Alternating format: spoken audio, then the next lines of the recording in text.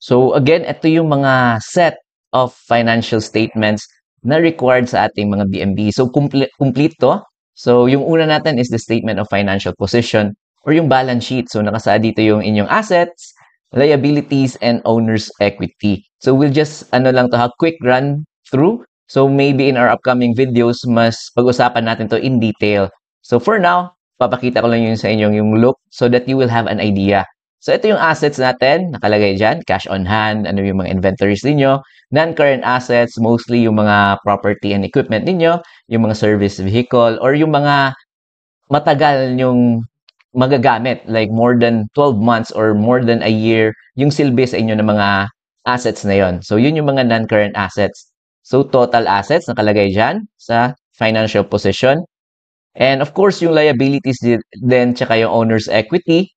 So nakalagay dyan yung mga utang, liabilities natin, may current, and yung iba may non-current liabilities din pag lumampas ng 12 months. So that is the non-current liabilities. And then of course, yung owner's equity natin is yung capital mismo, magkano ba yung pondo na nilaan nyo for your business or sa negosyo ninyo.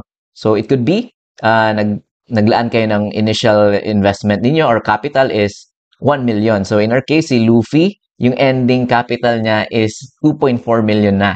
So again, yung balance sheet natin ay, if pansin nyo, yung total assets dapat equal yan dun sa total liabilities and owner's equity. So total assets natin is 2.9 million and total liabilities natin is 2.9 million. Pag hindi yan nag-equal, ibig sabihin mali yung inyong financial statements or yung balance sheet ninyo na inyong ginawa. So again, dapat equal.